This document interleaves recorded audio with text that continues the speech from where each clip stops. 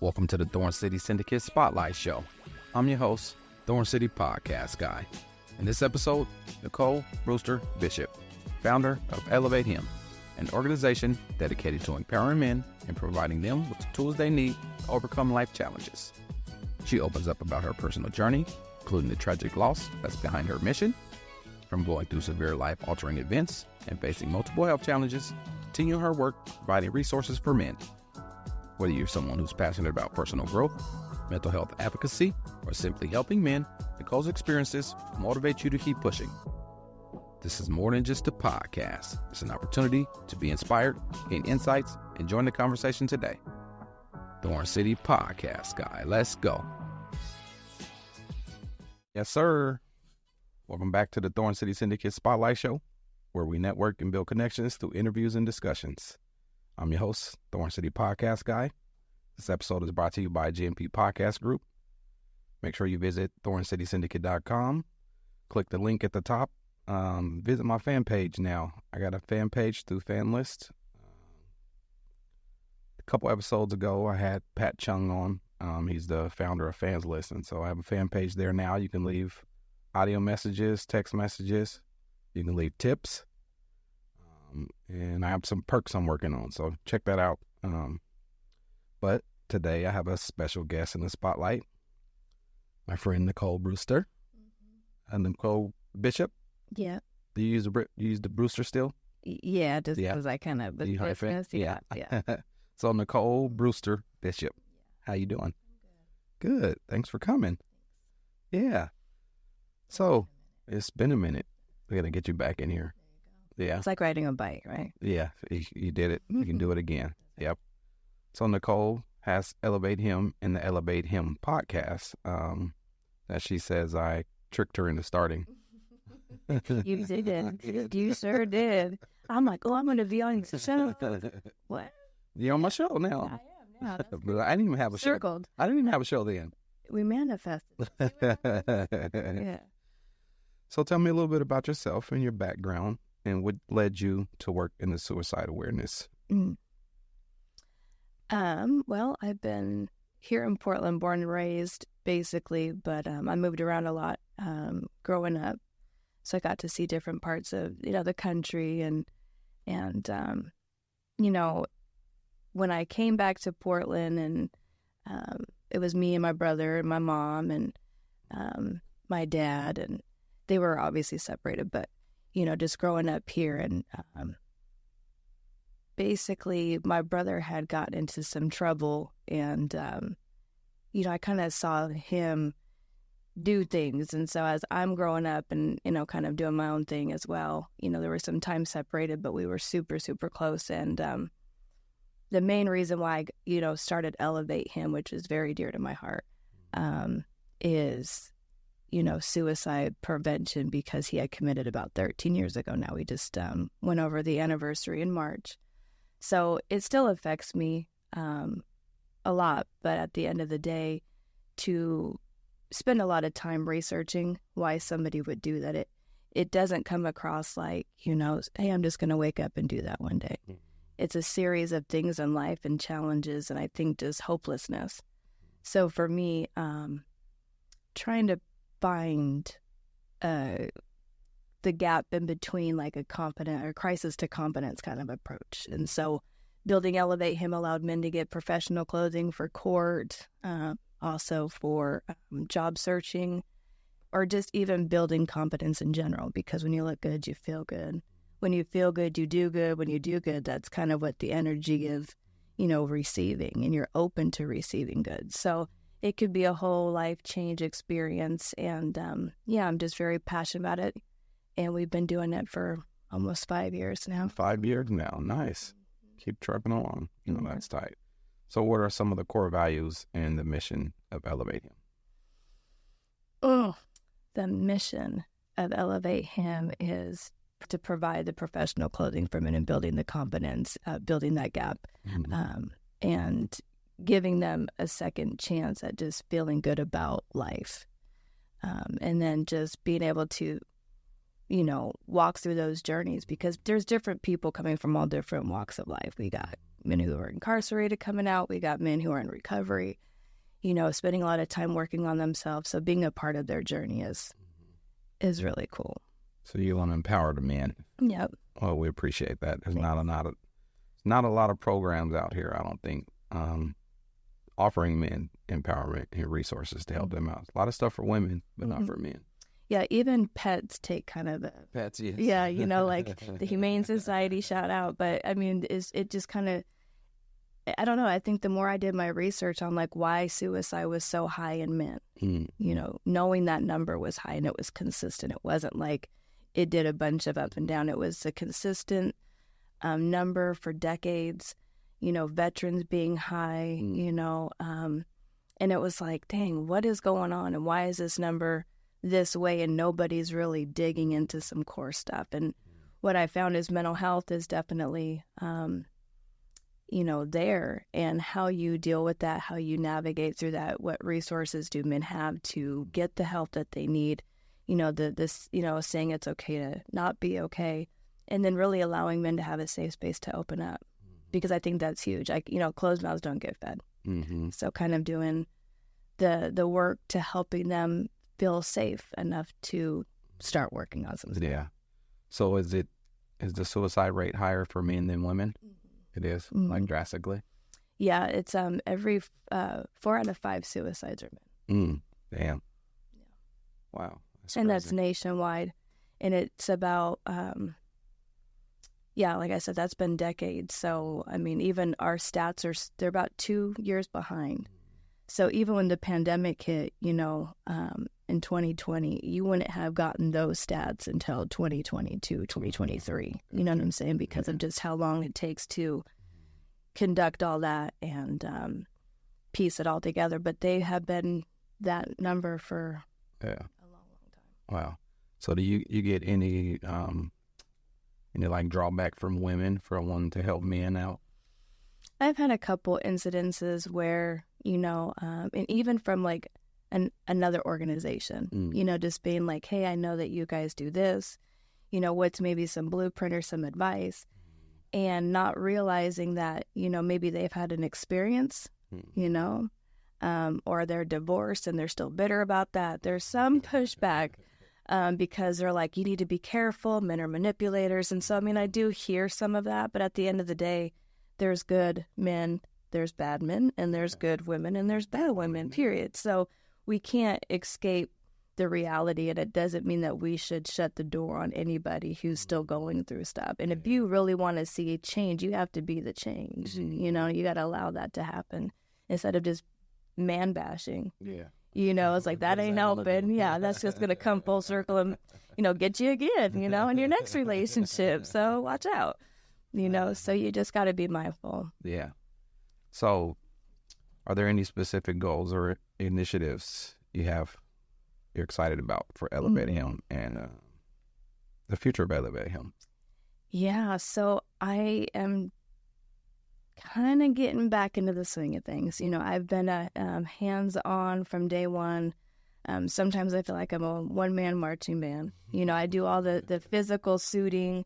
When they come in, I work with all the other organizations who have either partnered or heard about us, and, they send people over. There's a lot of people that have, utilized Elevate Him for dressing and stuff like that. But I had to take some time off for myself, and I think that was a really hard thing because for me, I'm such a workaholic, a go-go, and creative and innovative and doing all these things all the time, that when, a tragedy happened for me the second time. So losing my brother was a very hard one. That was very hard because there was no closure, and there still is no closure. But moving through that pain and providing a purpose, which is Elevate Him, and giving men, like I said, that safety net to, maybe change their mind if they're up against something, or maybe get some hope or whatnot. So to really take about a year for myself off of social media, basically still doing the work behind the scenes, took a break from podcasting, took a break from public speaking, because I endured an accident in San Francisco. I got hit by a car. I got hit by 2 cars. Yeah. So there are a lot of things that I want to do moving forward with Elevate Him. I think I'm just kind of in this baby steps again, kind of like rebuilding it again. Yeah, kind of starting over. Yeah. It'd be like that sometimes, but I'm still here. Mm-hmm. It's still moving. Yeah. And that's all that matters. Yeah. So we're going to take our first break here. We can get a word from our sponsor, GMP Podcast Group. And when we come back, we'll discuss your crazy journey of 2023.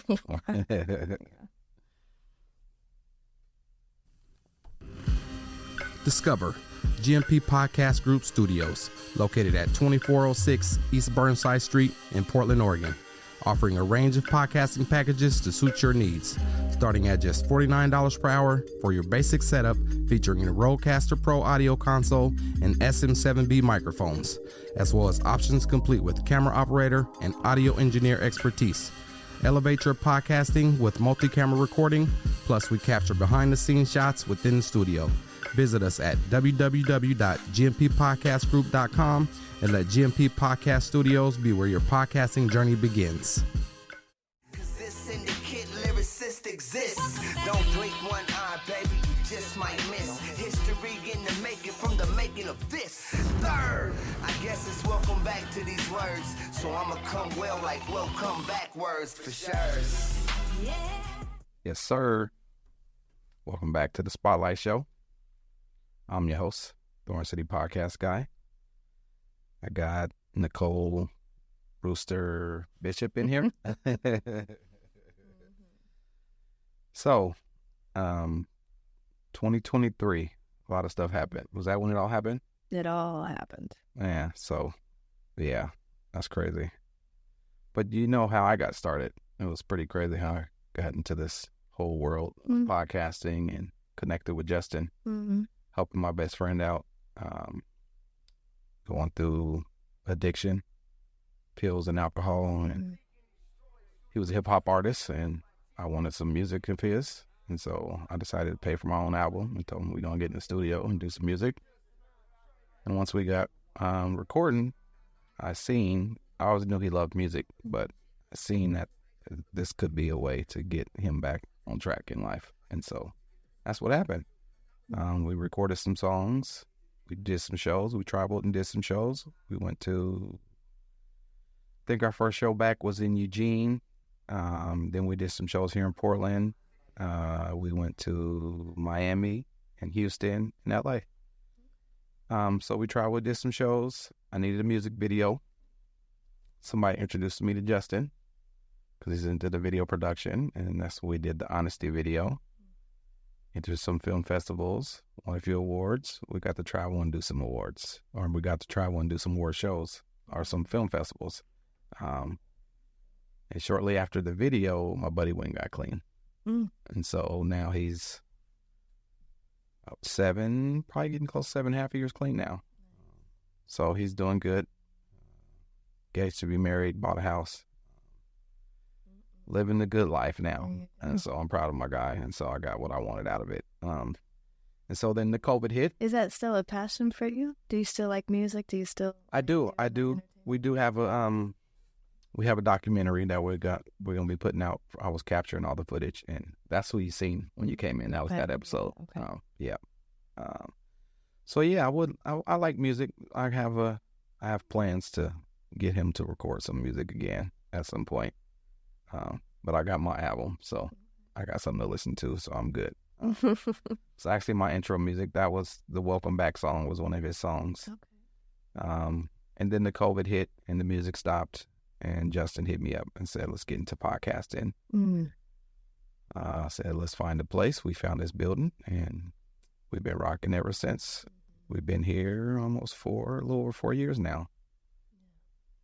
You guys got into like the prime time too, because with COVID, it just seemed like we were all stuck. Yeah, right? we were stuck. It was nothing. We had no way of really communicating like we used to do at parties or events and things. Yeah. So to be able to sit and to have great conversations with people, or even just the information you have, I mean, what a cool blessing. Yeah, whoever started that Zoom, they're millionaires now. They started. I never heard of Zoom until COVID. But yeah, so that was pretty significant event in my life growing up, helping my best friend, getting him through what he was going through and seeing him come out on the other end and really do good. So I'm proud of him. Proud of me too. So You gotta get your flowers too, right? You gotta give yourself a pat on the back, because I think when you go through someone's journey, you're a witness, right? So firsthand, you get to experience some of those things, and I think being a good friend and you being a part of that, probably did something for you too. So you should, be proud of that. Yeah, led me to hear this podcast. See, I would have never thought I'd be talking in front of a microphone on the camera. And I'm such a quiet person behind the scenes, so it trips me out still. It trips some people out too. Yeah, it trips me out because you did still trick me. I still tricked you. I'm not going to let you go. Now that you brought that up. I told you to come do a show. I said you should do a show. I said you should do my show. I had a fear of, talking in front of people. I always wanted to. I think there was always like this, I could do that. And then I would shrink, like, I can't do that.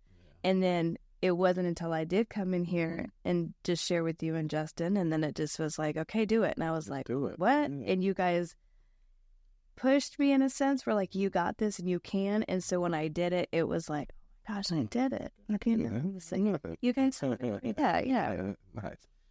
So yeah, tell me about some of the significant events that occurred in 2023, and how did these events shape your journey? It was a very rough year. So I had gotten into an accident. So I was flying back and forth to San Francisco. My fiance was down there at the time, and so I was down there a lot, working for the airline and the benefit to go. But we ended up going to the Golden Gate Park, and it was just a sunny afternoon. I was actually heading back home that afternoon because he was going to be going to work. So let's just go to the park. And we're standing outside of the vehicle. We had gotten out. He got out on one side. I got out on the other side. And I grabbed my coat out of the back seat of the car. And I'm standing there for at least a minute or two getting my coat on because it's kind of chilly up there. And so I walked around the back side of the car, and I was standing directly in front of him. And we were talking not even more than like 2 minutes. I just heard boom. And it was like a firecracker went off in my ear.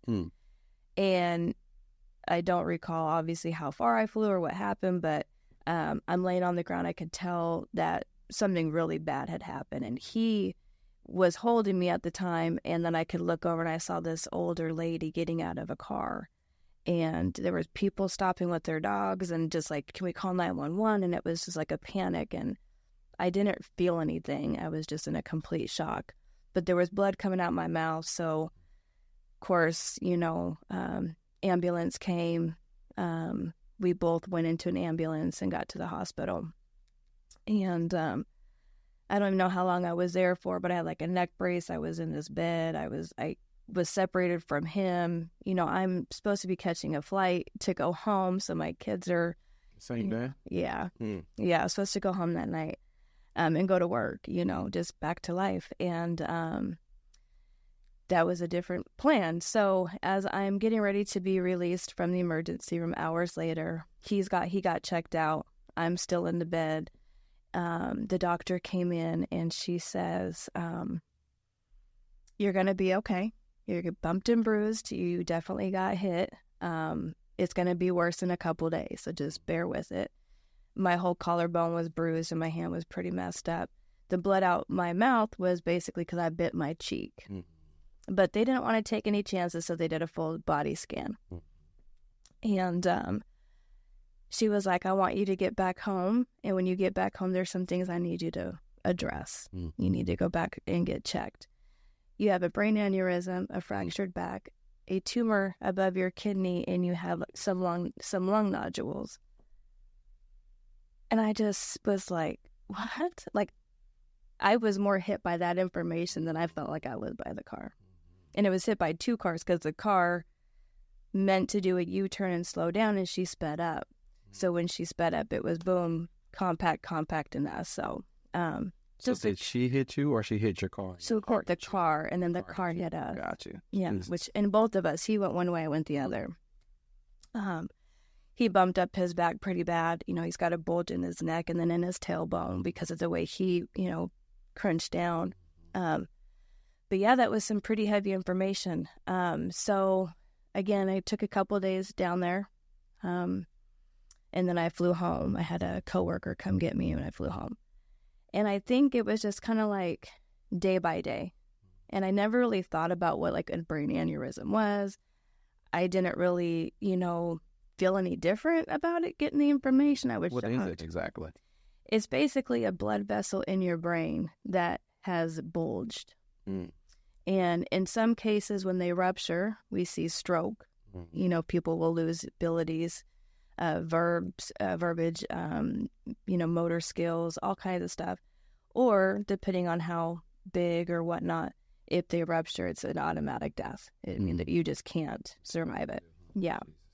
So knowing that those are the only two things that, could possibly come of this information, it was devastating. So a couple months went by. I just kind of put it in the back of my head, like, okay, I'm fine. And then I noticed little by little I was becoming fearful. I was saying I love you a lot more to people. I was writing things down just in case. I was getting my things in order, you know what I mean? Yeah. And it was just a really weird experience to do that. But then just as simple things, like I stopped going to the gym because what if I worked out too hard and it blew? Blow drying my hair because I have so much hair. It's like, what if it just goes off because I, blew dry my hair? And what if I just die in my sleep? So there was a lot of things that were starting to kind of come up for me. And then I ended up finding out that I had skin cancer. I went to an appointment just for a regular checkup and had skin cancer.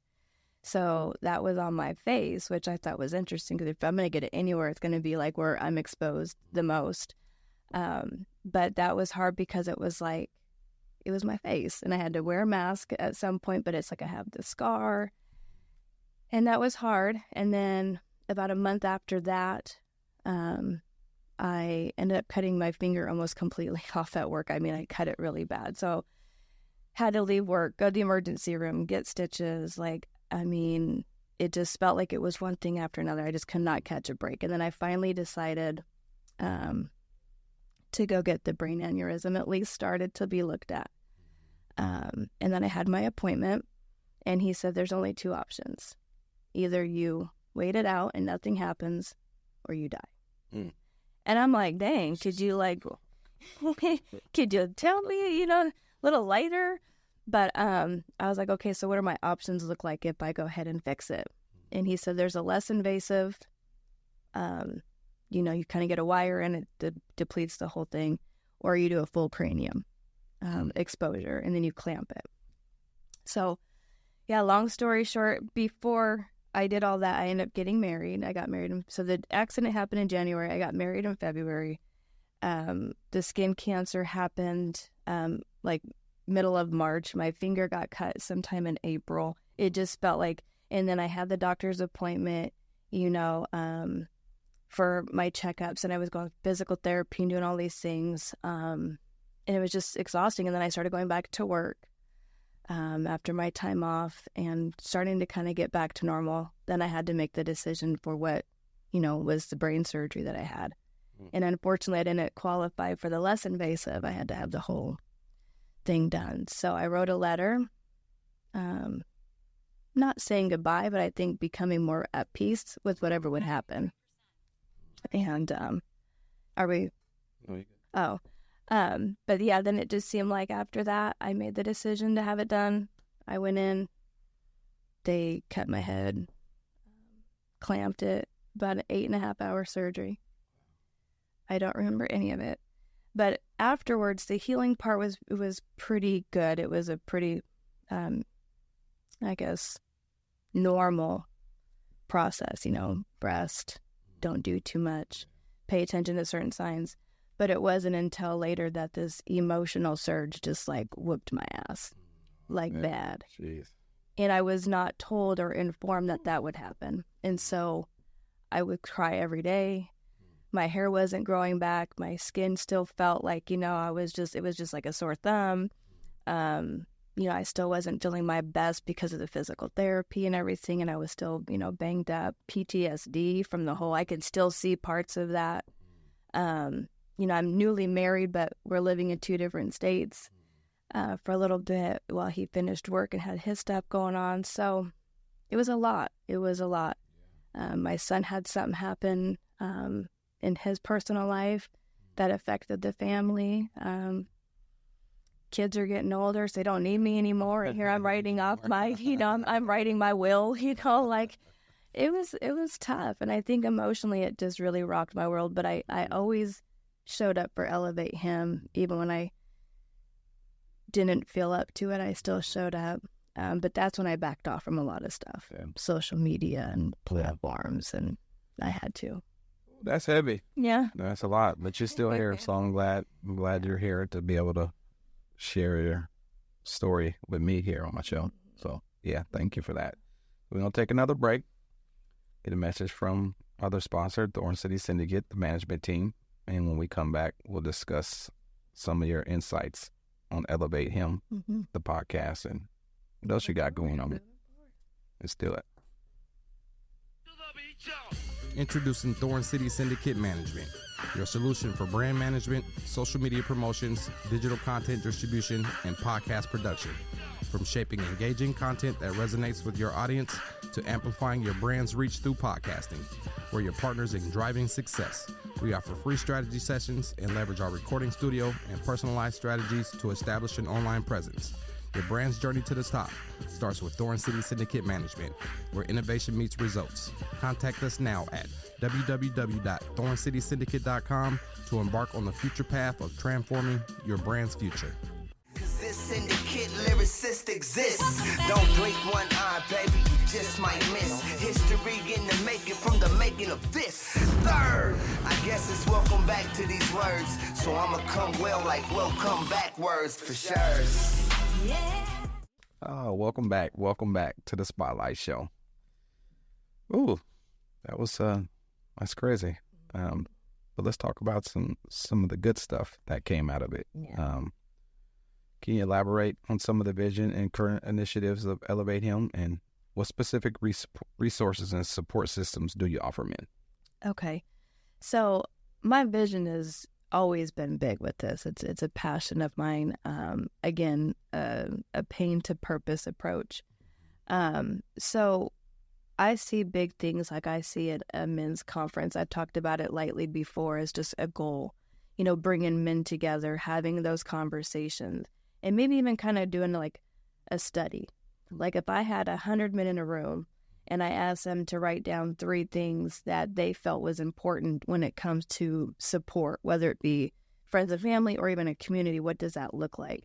And then kind of see the pocket in which more of those line up. So if we got like the 100 men and let's say 80 of them say they feel they need more resources, or they need more, I don't know, kind of off top of my head, like a safe space, or they want to feel more vulnerable, or they wish they had more things. And then we can kind of conduct to see, okay, where we can put our energy into this to make this more sufficient, because if that's a need, we need to fill that need. So I want to do a conference. I kind of want to move that. Of course, with anything, you want to grow. I feel like I've done a really good job managing and handling everything this far. I love being a part of the journey and getting the emails and, even have them come on the show and sharing their testimony. So really kind of growing that as well. I think it's important to learn from one another, getting that information out there, or even inspiring somebody. I feel like that's what podcast is all about. That's what social media, it should be about, right? Some people be using it on some way different stuff, but it should be for positive stuff. Getting those testimonies, inspiring each other, being creative and being a really tight community, helping one another. So I got goals to just kind of grow in different areas. And, I always said that I wanted this to be a mustard seed. So could this be planted in San Francisco? Could this be something up in Seattle? Because, if you look at different communities or different, parts of other states, they all have the same kind of pandemic within, which we see addiction. We're seeing suicide is not exempt where it's at. You know what I'm saying? So it's still very much needed in other communities. So that's a big goal, but I definitely feel like it can be done with the right people and just, again, building my muscles and getting me back to be able to, to do more. So that's kind of my top three, Right. So how do we get you back going with the Elevate Him podcast? And how does that contribute to your mission of empowering men and raising suicide awareness? Well, I do have a lineup. I do have some people that have reached out because I've kind of felt like, okay, you gotta make a decision. You know what I'm saying? Like, this is only gonna sustain itself for so long if you're not in it. And I was fearful of like letting it go, but then I thought, everything has its time, so maybe it was just my time. And then it just seemed like I tell you what, I get a phone call or something would come in the mail. Or like somebody comes through and says, I got this great idea. And all of a sudden it's like, I can't get out of this. I just can't. It is what it is. And we're in it to win it. So I guess for me, just being able to have the platforms and being able to have people come and share stories, ideas, grow, have people hear the stories, even sponsors, come up with different, partnerships. I think it's just always good content. I think it's great to hear how this has changed someone's life or how this has impacted them in a healthy way so they can start, again, a positive journey. So I feel like it's a great way to empower people. And I think, again, creating hope.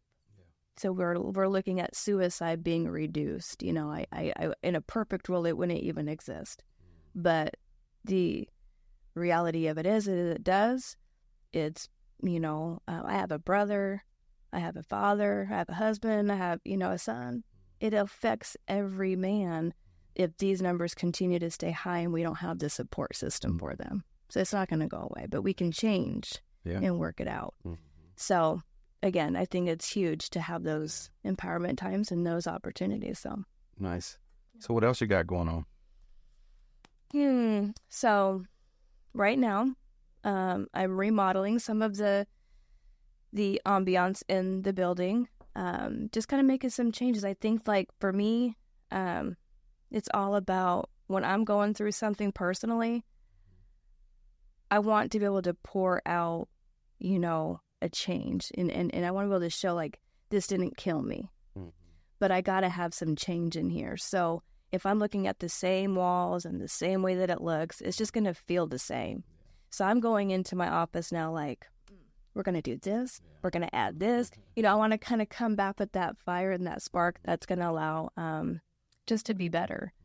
And then I want to do kind of like a soft grand opening, which is people that I do work with, you guys and just different community partners. I'm going to have a bunch of people in Portland that, know about us, that are, like I said, sending their clients over. The guys in the state penitentiary, are coming home.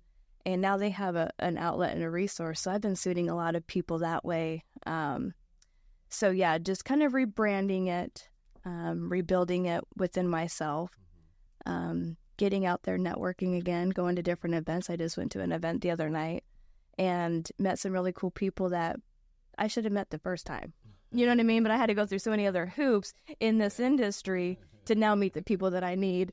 But if I didn't show up, and I think about this now, like, if I didn't show up to these things because I felt some type of way, I'm not feeling confident, or I don't want to because I'm tired, all the things that I'm missing out on, the opportunities. So now I'm like, I'm going to start showing up. I'm going to start going to things that I'm invited to. I got some speaking things coming up. So again, just kind of building my muscle. Yeah. That's tight. So why is advocating for mental health and men's empowerment so important to you? And how can listeners get involved with you to support your mission? Yeah. I think because it affected me personally, and I think sometimes we don't know how something is. We can't really relate. People try to with their best abilities, and I think that's nice. I think that's kindness. But you don't know until you know what something feels like. And I think for me, empowering men who are on the breaking point or, getting a real second chance. When you talk about rehabilitation and you come home after a stretch and you got denied for this, you got denied for that, you got, you know what I mean? And you got all these no's, that's going to only lead that person back into being disruptive. Yeah, I'm going back because that's the only thing that accepted me and gave me a yeah. So I think for me, it's just kind of letting this passion to really empower on the ways that, I feel are important. And I've just done the homework. If you know that there's a problem and you don't want to fix the problem, you're the problem. You're the problem, man. You're the problem. Period. I mean, that's just the way it is. But if you know that there's a problem and you can be a helping hand by volunteering, you can be a helping hand by, telling, your coworker who maybe got some, networking possibilities. If you know somebody who's in funding, and loves the mission and vision of Elevate Him, these are the ways that you can give back so we can become bigger, we can become stronger in helping these men, again, self-advocate, you know what I'm saying? And we can see the reduction in suicide. Yeah. It's huge. So how do people get involved? How do they contact you? All my socials, I'm still running them very lightly, posting a picture here and there. But we do have our Instagram, elevate.him, and then we have Facebook, of course, Elevate Him. We have this amazing opportunity to sit here with like-minded people and share their testimony. So we do have the podcast that's going to be kind of up and coming. And I post some flyers, but I really want to start getting some lists for volunteers. Because, again, with the change of the dynamic of the space that we have, putting together the conference, there's going to be a lot of need for hands and a lot of people who feel like they want to get involved. This is a great mission and vision, and I want it to be fun, too. I'm not trying to fix nobody. The fixing has to be you. Yeah. But to give you the tools in your toolbox to accommodate what you want to fix and, do, then that needs to be there. So I just need people to reach out via email. It's all on my, website, which is elevatehimnow.org.